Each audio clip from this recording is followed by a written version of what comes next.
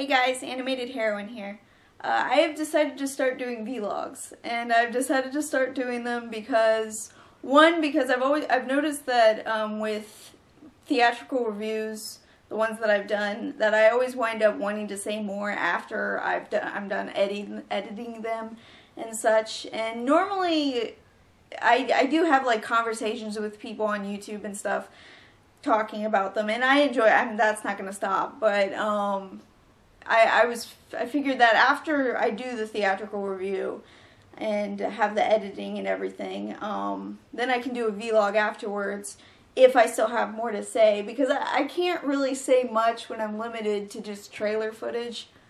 And the actual theatrical reviews are going to change a little bit too, because I want to make them there to be a little bit more to them, and I'm going to give them a score. So that's actually going to change with the next movie that I review, which is going to be The Pirates, which I'm looking forward to.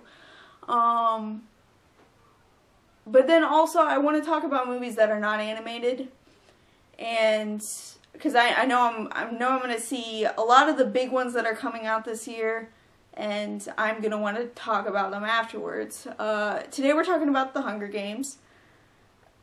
And this is the first time I've done something like this, so you'll have to excuse excessive ums and excessive ands and any kind of pauses or anything, because I've heard this can help with camera presence, but I'm not good with unscripted stuff.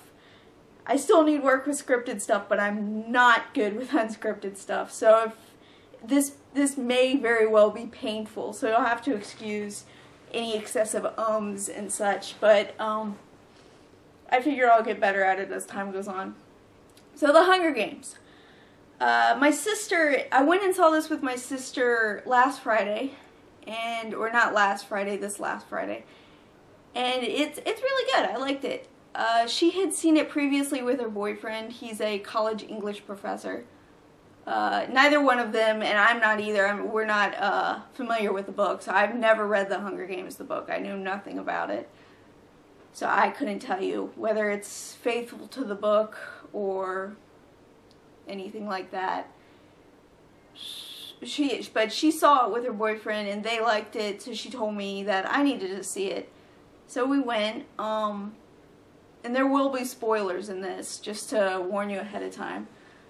The Hunger Games, it's basically a futuristic setting, and there are districts, districts, 12 of them, I believe, and if I get this wrong, I didn't do any research ahead of time, this is all basically off the top of my head, and then the main city and the government and everything, and every year they have a reaping where they take a boy and a girl from each district and have them participate in the Hunger Games, which is, they basically fight to the death on television, and people people bet on their favorite ones and root for their favorite ones, and so it's basically like, you know, I've read a lot of books like that where they have the futuristic society where there's really messed up. I will say that it's encouraging that a young adult novel, and I'm not going to name any names because I don't think I have to, can be a little bit more complex. And I shouldn't say that because I know they can be. I've read many, many good ones. There's no reason why a young adult novel cannot be as well written and as creative and complex as an adult novel. There really isn't. It comes down to not taking your audience for granted and giving your audience more credit, which sometimes I guess with young adults that can be a difficult thing, but especially considering how popular the crappy ones are. But Twilight, there, I said it. How popular Twilight is even among people who aren't young adults. It's nice to know that there are novels that are actually capable of producing more complex films, because going into this you can tell right from the start that it's not going to be like Twilight. I think that I knew going into this movie, and I said this to my sister within the first like 10 to 15 minutes, I told her that I could already tell that I was going to be crying during it, because I spent about 80% of this movie on the verge, not really on the verge of crying, but slightly choked up, which, yes, I cry at movies. So if you're someone who does tend to cry in movies, like, then this movie is going to make you cry. It's really well done. I think, and don't take this as a only part of it's good kind of thing, but I think up to a point this movie is perfect, and then once it reaches this certain point in this certain scene, then it starts to kind of lose steam. And part of that might be because I have heard that there's more than just this one book that it's based on. There's 3, I think. So there's more afterwards. And maybe that's why, because I noticed that I was really happy with the movie up to a certain scene, and I'll tell you in a sec, and I'm going to have to call spoilers then, where that scene sort of topped off the movie, and then after that it just sort of went downhill for me. And downhill is the wrong word. It was never bad. It was never a bad movie, but after this point it sort of, it lost a little bit of steam. But up to that point, it was really interesting. The protagonist, her name is Katniss. She is, that actress, first of all, that actress is gorgeous.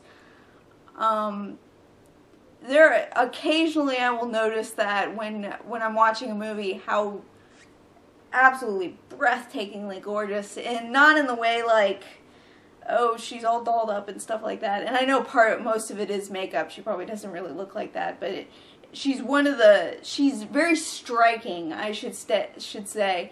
I don't know if that character would have been quite as strong with a different actress. Maybe she would have been, but this actress, and I don't even know her name, she is very striking. Like, she has a very powerful presence in certain scenes where she's got the look where she looks like she's a very strong, I don't know, she does have a very powerful presence.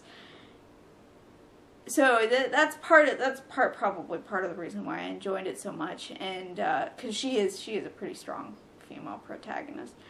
The part, and it actually has caused some controversy.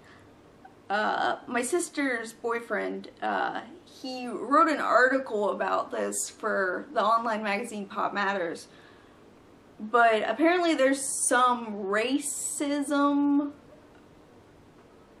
involved with, I guess, and I might even, I guess when a lot of the people who read the book were disappointed, and this is where I have to call spoilers, were disappointed that they made the young girl in the movie, the real young girl who was participating in the Hunger Games, her name was Rue, black.